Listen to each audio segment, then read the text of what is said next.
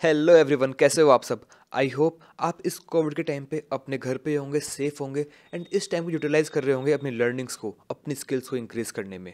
सो आज मैं लेके आ चुका हूँ आपके लिए एक और न्यू लर्निंग वीडियो, जहाँ पे हम बात करने वाले हैं किसी भी कंपनी के 3 मोस्ट इंपॉर्टेंट रेशियोज के बारे में।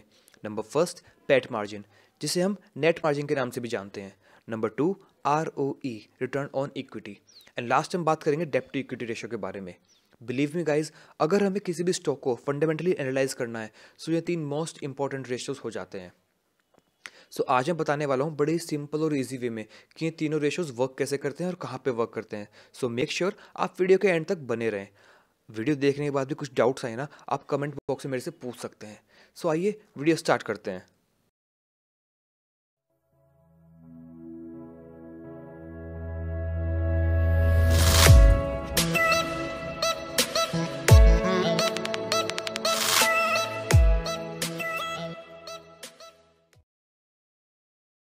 तो सबसे पहले बात करते हैं नेट मार्जिन की या पेट मार्जिन की। पेट मीन्स प्रॉफिट आफ्टर टैक्स। सो ये पेट क्या होता है, आइए उसको बड़े ही सिंपल एग्जाम्पल के साथ समझने की कोशिश करते हैं। सपोज कीजिए आपने एक टॉय परचेज किया है जिसकी कॉस्ट वैल्यू थी 100 रुपीज़ और आपने उसको सेल कर दिया 150 रुपीज़ का। सो आपका प्रॉफिट कितना हुआ, 50 रुपीज़। अब अगर आपको प्रॉफिट आफ्टर टैक्स निकालना है सो आप क्या करेंगे, बाइंग प्राइस, जितने में आपने उस टॉय को खरीदा, प्लस जितना आपको उस टॉय को बेचने में एक्सपेंस हुआ है, जितना आपको टैक्स लगा है, आप उन सबको ऐड करेंगे और अपने सेलिंग प्राइस में से उसको माइनस कर देंगे। सो जो भी फिगर निकल के आएगी वो होगी आपकी प्रॉफिट आफ्टर टैक्स। चलिए, ये तो बात हुई प्रॉफिट आफ्टर टैक्स की, बट हमें क्या फाइंड आउट करना है, प्रॉफिट आफ्टर टैक्स मार्जिन। सो इसके लिए आपको एक छोटा सा कंसेप्ट समझना पड़ेगा, जिसमें हम बात करते हैं मार्कअप की और मार्जिन की। देखिए मार्कअप क्या होता है।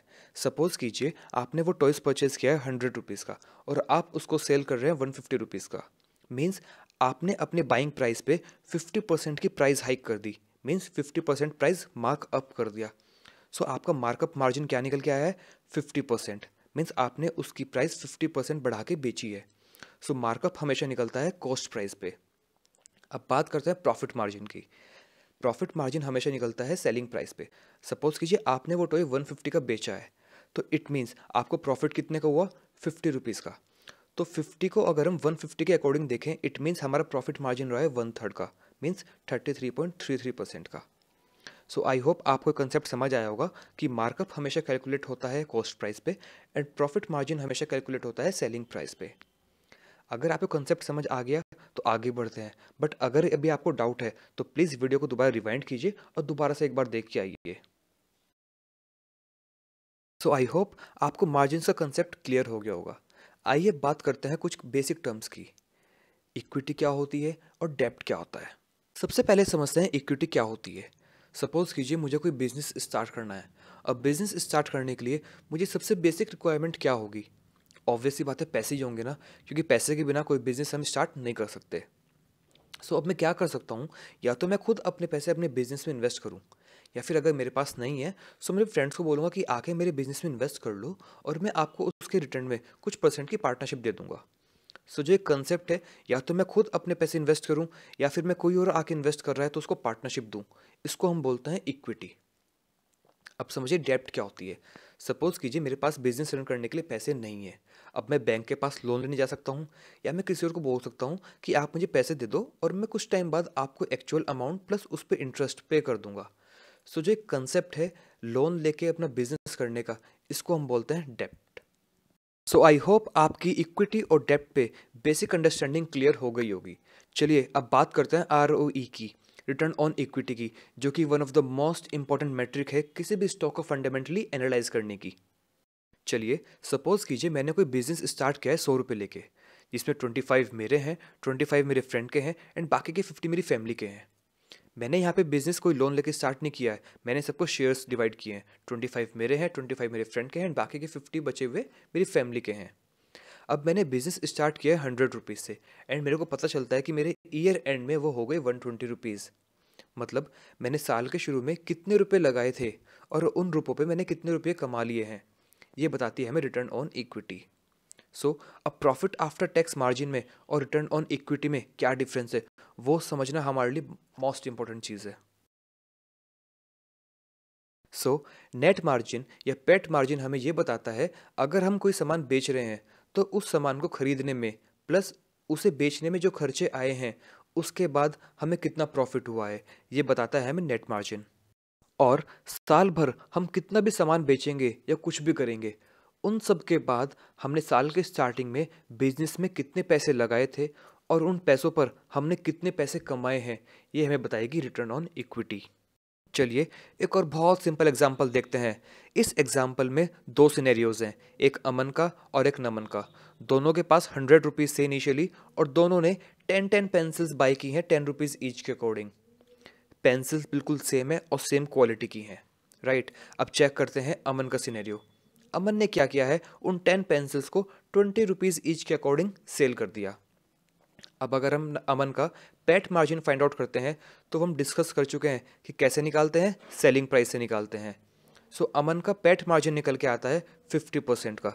इट मीन्स अमन ने 50% का प्रॉफिट मार्जिन रख के अपने आइटम्स सेल किया है।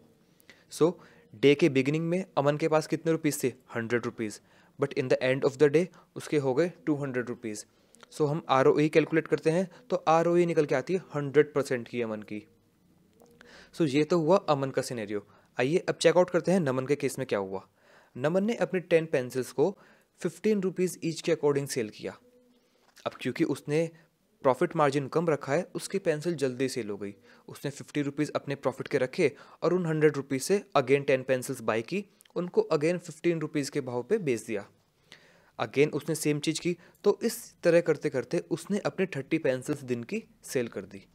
अब अगर हम नमन का पेट मार्जिन कैलकुलेट करते हैं तो कितना निकल के आता है, 33.33%। मीन्स नमन का प्रॉफिट मार्जिन अमन से कम है। अब क्योंकि प्रॉफिट मार्जिन कम कम है नमन का, तो उसने ज़्यादा पेंसिल सेल कर दी।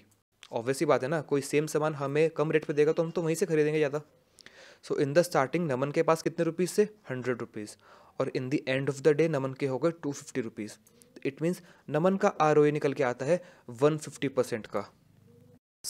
इससे हमको ये देखने को मिलता है कि ज़रूरी नहीं है कि अगर प्रॉफिट मार्जिन अच्छा होगा तो ही रिटर्न इक्विटी अच्छी आएगी। नहीं, आप यहाँ पे देख सकते हैं नमन की परसेंटेज प्रॉफिट की कम है बट उसकी रिटर्न ऑन इक्विटी अमन से बेटर है। ऐसे स्टॉक मार्केट में कई सारी कंपनीज हैं जो अपना प्रॉफिट मार्जिन बहुत अच्छा दिखाती हैं बट उनका रिटर्न ऑन इक्विटी हमेशा लो रहती है। आइए आपको एग्जाम्पल दिखाता हूँ एक।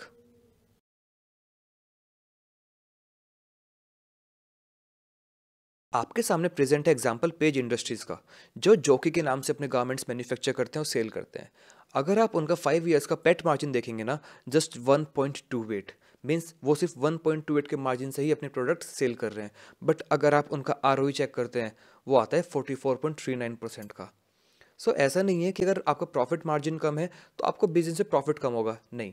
आपका चाहे प्रॉफिट कम मार्जिन कम हो सकता है बट आपकी रिटर्न ऑन इक्विटी अगर आपकी सेल्स अच्छी हैं तो काफ़ी अच्छी हो सकती है।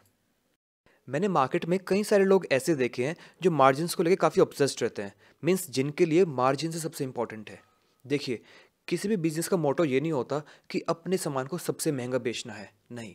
बिजनेस का पर्पस सिर्फ ये होता है कि कैसे आप थोड़े से पैसे लगा के उस पैसे पे ज़्यादा से ज़्यादा रिटर्न्स कमा सकें, ठीक है ना। अब वो करने के दो तरीके हैं, या तो सामान महंगा बेच लो या सामान ज़्यादा बेच लो। अब सामान महंगा बेचने से हमेशा बेटर ऑप्शन रहता है कि आप सामान ज़्यादा बेच लें। सामान सस्ता बिकेगा बट कस्टमर बार बार आएगा उसको लेने के लिए। तो हो सकता है कंपनी के आपको मार्जिन्स कम देखने को मिले बट ऐसे में कंपनी की रिटर्न ऑन इक्विटी आपको हमेशा अच्छी मिलने वाली है, जो कि एक one of the key metric होती है किसी भी स्टॉक को एनालाइज करने की जब आप बात करें फंडामेंटल एनालिसिस की। चलिए, इसी से एक पॉइंट जुड़ता है डेप्ट का, कि कंपनी के ऊपर कितना कर्जा है, क्योंकि अपनी ROE को कंपनी डेप्ट लेके भी इंक्रीज कर सकती है। आइए समझते हैं कैसे। अब इस एग्जाम्पल को चेकआउट करते हैं जहाँ पे हमारे पास दो केसेस हैं। केस फर्स्ट में हमारे पास 100% इक्विटी है एंड 0% डेप्ट है। मीन्स मैंने अपनी बिजनेस की फंडिंग 100% शेयर से ली है, मैंने कोई लोन नहीं लिया। तो इक्विटी कैपिटल हो गई 100, डेप्ट हो गया 0। अब अगर मुझे नेट प्रॉफिट होता है 20 रुपीज़ का तो मेरी ROE निकल के आती है 20% की। ऐसे ही इन केस सेकंड, मैंने 50% फंडिंग लिया है बिजनेस के लिए शेयर्स के थ्रू एंड 50% का मैंने लोन लिया हुआ है, वो भी 12% के इंटरेस्ट पे। तो इक्विटी हो गई 50, डेप्ट हो गया 50। अब नेट प्रॉफिट अगर 20 रुपीज़ का हुआ है तो पहले मुझे 12% का इंटरेस्ट पे करना है 50 रुपीज़ पे, जो कि हो गया 6 रुपीज़। तो नेट प्रॉफिट निकल के आता है 14 रुपीज़ का। अब इस केस में आरओई हो गई 28% की। अब आप बोलेंगे कि केस फर्स्ट में प्रॉफिट था 20 रुपीज़ का एंड केस सेकंड में सिर्फ 14 रुपीज़ का, इट मीन्स केस वन अच्छा है। बट अब यहाँ देखिए, यहाँ पे आपकी फंडिंग थी 100 रुपीज़ की थी, आपने अपने 100 रुपीज़ पे 20 रुपीज़ कमाए हैं, ठीक है। अब ऐसे केस सेकंड देखिए, यहाँ पे आपने 50 रुपीज़ का लोन लिया हुआ था, इट मीन्स आपने उसको सिर्फ 12% का इंटरेस्ट पे किया है और वो चला गया। इट मीन्स आपने जो 20 रुपीज़ कमाए थे उसमें 6 रुपीज़ गए आपके लोन चुकाने में, लोन का इंटरेस्ट पे करने में, राइट। बचे 14 रुपीज़, वो 14 रुपीज़ आपने अपने इक्विटी कैपिटल पे यानी कि 50 रुपीज़ पे कमाए हैं, इसलिए आपकी आरओई इंक्रीज़ हुई है। ऐसा ही कई सारी कंपनीज स्टॉक मार्केट में करती हैं कि डेप्ट लेके अपना आरओई इंक्रीज़ कर लेती हैं। आप में से कई लोगों को बताया गया होगा कॉमर्स में कि आइडियल डेप्ट टू इक्विटी रेशियो होता है 2:1 का। मीन्स आप अपनी 1 रुपीज़ की इक्विटी के ऊपर 2 रुपीज़ का लोन ले सकते हो। But as from investing point of view ऐसा बिल्कुल नहीं है। आपको हमेशा इन्वेस्ट करने के लिए सिर्फ वही कंपनी ढूंढनी है जिनका डेप्ट to equity ratio almost zero के पास हो, और अगर जीरो है वो तो बेस्ट केस होता है। चलिए आप इस एग्जाम्पल में देखिए, सपोज कीजिए केस फर्स्ट में अगर हमें नो प्रॉफिट नो लॉस होता तो इक्विटी कैपिटल कितनी थी, 100 की थी। क्योंकि हमने कोई लोन नहीं ले रखा था तो हमको कोई इंटरेस्ट पे भी नहीं करना। मीन्स अगर नेट प्रॉफिट जीरो है तो आरओई जीरो, ठीक है, हमारी जेब से कुछ नहीं गया, जितना था पहले उतना ही अब है। बट केस सेकंड में अगर आपका प्रॉफिट जीरो रहा तो आपको अपना 12% का इंटरेस्ट अब भी पे करना पड़ेगा। मीन्स आप -6 रुपीज़ में चले गए, आपको वो 6 रुपीज़ अपनी पॉकेट से पे करना पड़ेगा। तो ज़रा ये सोचिए, अगर कंपनी लॉस में जाती है तो केस फर्स्ट में इतना लॉस नहीं होगा, कंपनी अपने आप को सर्वाइव करा सकती है। बट केस सेकंड में अगर 2-3 साल कंपनी के पास डेब्ट भी है और लॉस मेकिंग कंपनी है तो आप देखेंगे कुछ टाइम बाद ही वो कंपनी बैंकरप्ट हो जाती है।